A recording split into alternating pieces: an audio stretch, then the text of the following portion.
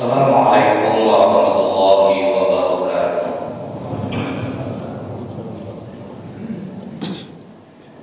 Innal hamdalillah nahmaduhu wa nasta'inuhu wa nastaghfiruh wa na'udzu billahi min shururi anfusina wa min sayyiati a'malina. May yahdihillahu fala mudilla lahu wa may yudlil fala hadiya lahu. Asyhadu an la ilaha illallah wahdahu la syarika lahu wa asyhadu anna Muhammadan abduhu wa rasuluh. Allahumma shalli wa sallim wa barik ala hadzal nabiyil karim wa ala alihi wa sahbihi ajma'in. Amma ba'd. Ayyuhal hadirun, ittaqullaha haqqa tuqatih wa la tamutunna illa wa antum muslimun. Qala Allah ta'ala fil Qur'anil karim, a'udzu billahi samil 'alim minasyaitonir rajim.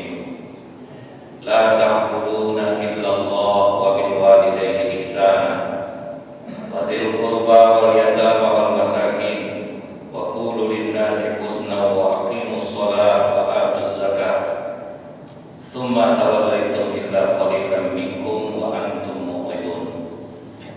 Janganlah kamu menyembah selain Allah dan berbuat baiklah kepada kedua orang tua, kerabat, anak-anak yatim dan orang-orang miskin, dan bertutur katalah yang baik kepada manusia. Laksanakanlah sholat dan tunaikanlah zakat. Tetapi kemudian kamu berpaling mengingkari kecuali sebagian kecil dari kamu, dan kamu masih menjadi pembangkang. Al-Baqarah ayat 83. Hadirin sidang Jumat yang saya muliakan, bersyukur kita kepada Allah dan mengucapkan alhamdulillahirabbil alamin. Allah memberikan kita kekuatan iman di tengah kesibukan, masih meluangkan waktu untuk hadir pada Jumat hari ini. Semoga Allah senantiasa memberikan keistiqomahan dan kesehatan kepada kita. Bersalawat kita kepada Rasulullah SAW, mengucapkan Allahumma sholli ala Muhammad wa ala alihi wa sallim. Semoga dengan banyak kita bersalawat kita mendapatkan syafaat yang akhir kelak, dan kita mudah-mudahan menjadikan Allah hamba-hambanya yang bertakwa. Dalam ayat tadi kita bisa melihat betapa kedudukan akhlak itu sangat tinggi. Setelah Allah menceritakan akhlak, baru aqimus shalah wa atuz zakat.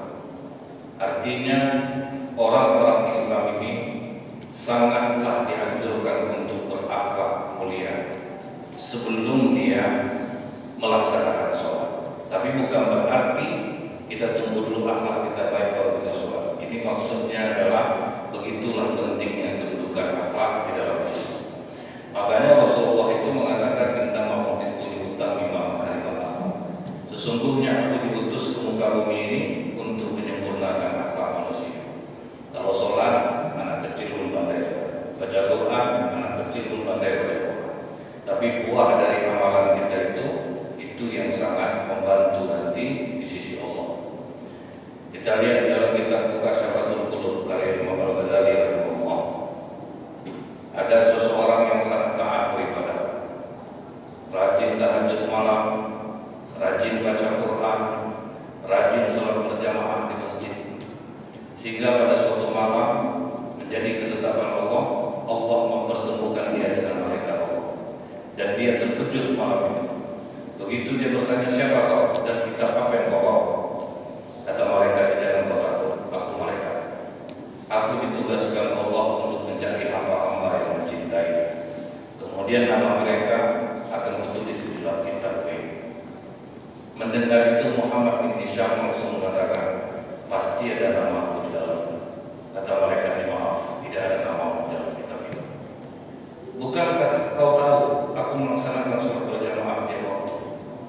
Aku membaca Al-Quran, aku berzikir, aku sholat malam di saat orang-orang tidur. Masa tidak ada namaku dalam kelompok hamba-hamba yang mencintai Allah? Kemudian mereka mengatakan, ketika kau pergi sholat berjamaah, kami ada bersama. Ketika kau berdiam diri di masjid berzikir membaca Al-Quran, kami ada bersama. Ketika kau sholat malam di tengah orang-orang tidur, kami pun ada di sana.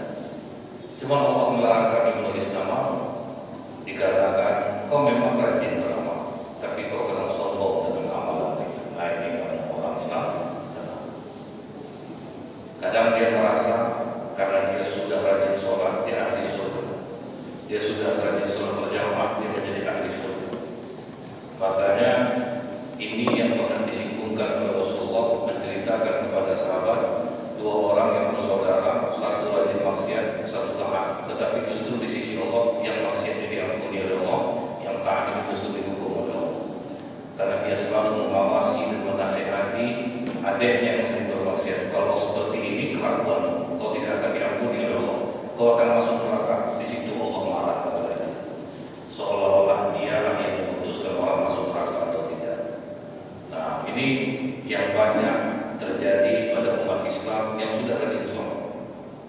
sudah rajin sholat, rajin baca Quran, tanpa dia sadari kesombongan, merasa kesombongan merasuki dirinya, sehingga dia merasa lebih suci daripada orang lain, sehingga dia mudah untuk mengatakan orang ini kalau seperti ini telah dia masuk neraka.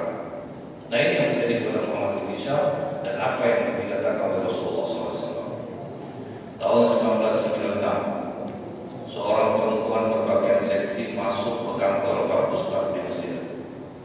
Ada salah satu ulama namanya Syekh Al-Ghazali, bukan Imam Al-Ghazali. Semua ustaz-ustaz yang merasa soleh, yang merasa baik langsung menyingkir dari kantor itu ketika perempuan ini datang. Tapi hanya Syekh Al-Ghazali waktu itu menerima perempuan seksi.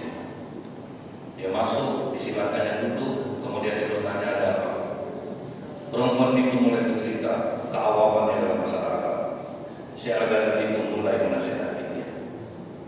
Setelah perempuan itu pergi, yang orang soleh-soleh yang lain mengarahi ulama, kenapa kau biarkan perempuan kotor masuk ke tempat kita? Kata Syekh Al-Ghazali, kita ini seperti dokter yang datang kepada kita adalah orang sakit, baru terdiam semua ulama-ulama yang baik. Kenapa kau tidak menasihati dia untuk menutup dirinya dengan hijabnya? Kata Syekh, ada persoalan yang lebih penting daripada hanya sekedar dia menutup aurat.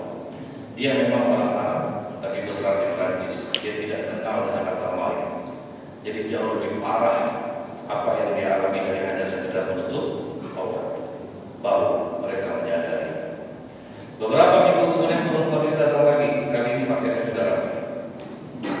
Ditanya oleh Syekh Al-Ghazali, kenapa kau tidak pergi ke masjid-masjid dekat daerah rumahmu saja untuk bertanya? Kata perempuan ini, mereka berhati kasar. Orang-orang seperti aku selalu dianggap aneh dan mereka memarahi itu. Nah, inilah yang terjadi.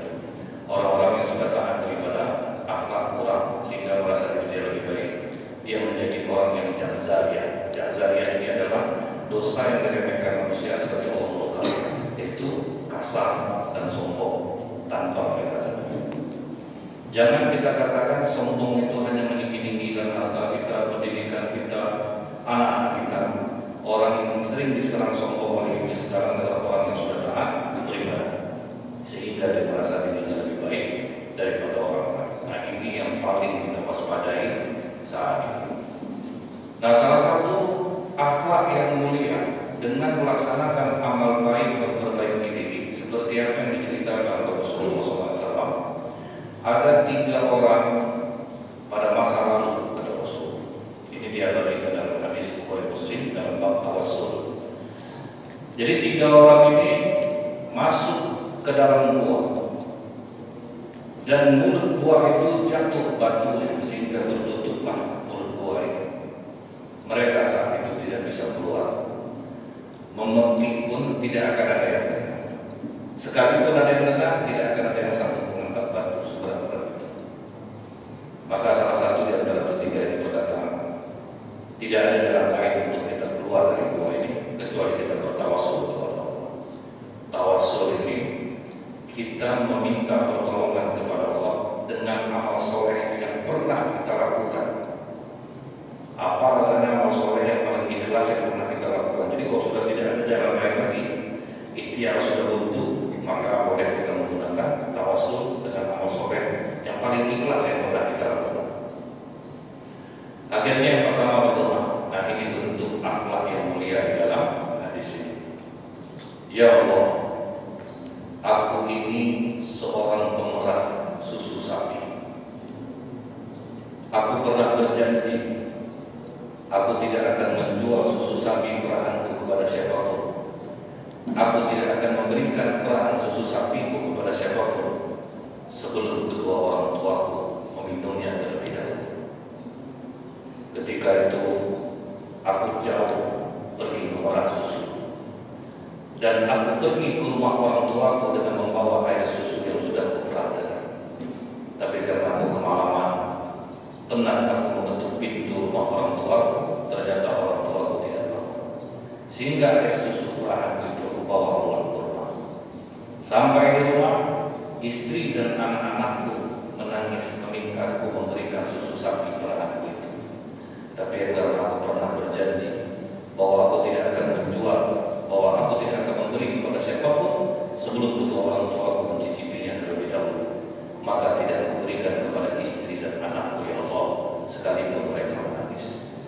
bila amal soleh ini ikhlas aku lakukan karenamu sebagai bentuk baktiku kepada orang tua, keluarkanlah kami dari kesulitan ini. Bergerak untuk bergeser batu-batu di gua itu, tetapi masih belum bisa keluar. Dari sini terlihat betapa besarnya bakti seorang anak kepada orang tua. Jangan karena hal-hal sepele sehingga orang mudah untuk sekarang ini melawan kepada orang tua. Banyak kesalahan orang sekarang ini lebih memuliakan istri dan anak dibandingkan orang tua sendiri. Istri anak diberikan apa yang mereka minta. Orang tua hanya sedikit saja sebulan disisihkan untuknya. Makanya sekarang ini wajar orang melahirkan jadi susah, wajar hidup orang penuh kemalangan, padahal dia rajin ibadah karena dia lebih memuliakan istrinya daripada orang tuanya sendiri. Nah, itu dia yang pertama. Jadi orang tua ini kedudukannya diletakkan Allah dalam Al-Quran nomor 2 setelah Allah dalam surat Al-Isra ayat 23. Jadi di situ dikatakan wa'budullaha wa la tusyriku bihi syai'an wa bil walidayni ihsana. Beribadahlah kepada Allah dan berbuat baiklah kepada kedua orang tua. Jadi orang tua ini kedudukannya tinggi. Nah, banyak orang sekarang akhirnya dia meremehkan orang tuanya dan lebih memperhatikan kesolehan dirinya sendiri. Kemudian dia berikan kemauan istri dan anak-anaknya, dia kesampingkan keinginan orang tua. Inilah yang terjadi kepada sahabat Rasulullah Al-Qamah, sehingga dia ketika akhir hidupnya sulit untuk menyebutkan kalimat la ilaha illallah sampai ibunya memaafkan dirinya.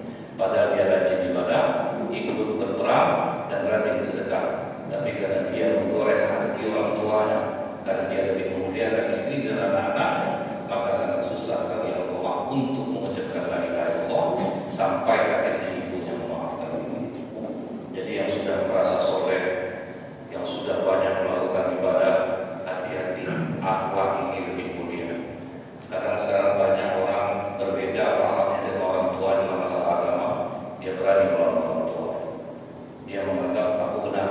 Dalam surah Al-Mujadilah ayat 22, kalau dalam masalah keimanan tidak ada hubungan tali darah. Padahal ayat itu turun waktu perang Badar. Jadi kita harus tahu asbabun ya, jangan sembarang memakainya.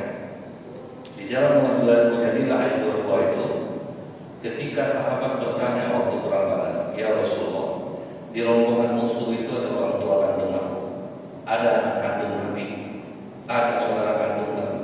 Apabila kami bunuh, apa tidak durhaka kami sebagai anak?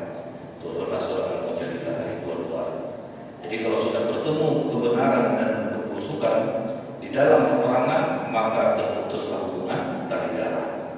Jadi itu ayat waktu perang Badar itu tidak bisa dipakai beda paham dengan orang tua dalam masalah agama, kemudian dia berani durhaka kepada orang tua dengan dasar surah Al-Mujadilah ayat 22. Ini salah penampakannya.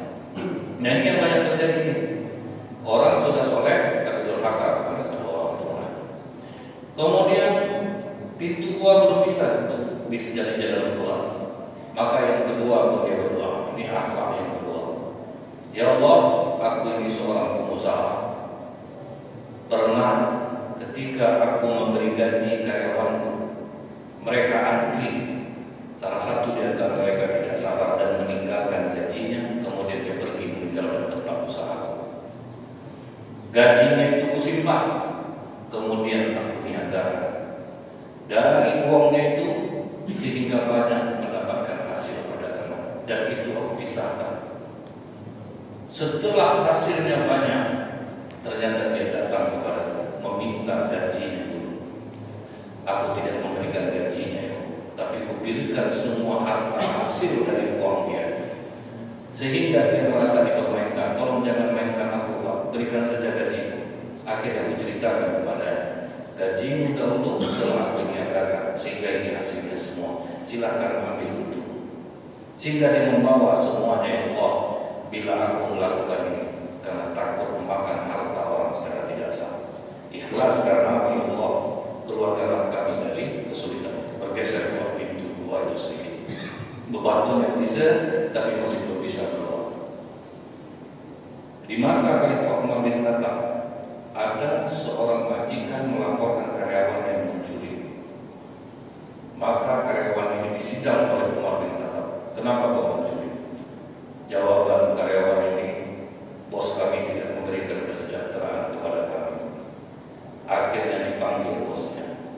sekali lagi kau melaporkan karyawan mencuri, maka kau sebagai majikan yang akan dipotong tangan. Jadi ingat, dalam Islam ini bukan sembarangan menjatuhkan potong tangan untuk orang yang mencuri. Ditelaah dulu apa yang menyebabkan mencuri. Oh, ternyata majikan yang jahat. Nah, jadi kalau sekali lagi ada laporan seperti ini, maka kau sebagai majikan akan dipotong tangan. Nah, ini yang banyak tidak dilakukan oleh umat Islam sendiri. Mudah memakan hasil orang, kemudian ibaratnya mengambil hak yang bukan haknya, dan itu dianggap sebuah kecerdasan. Sementara dia masih sholat juga. Nah, ini harus diwaspadai. Makanya ada juga, saya selalu lihat ada seorang pegawai, akhirnya dia memilih resign dikarenakan di tempat kerja saya terus kalau dan ini mainnya Ustaz nggak bisa. Sementara saya sholat juga, saya masih melakukan hal-hal seperti ini. Saya tidak menyinggung orang, saya harus menjilat, saya harus mencari uang kenakalan bila ada pemeriksaan.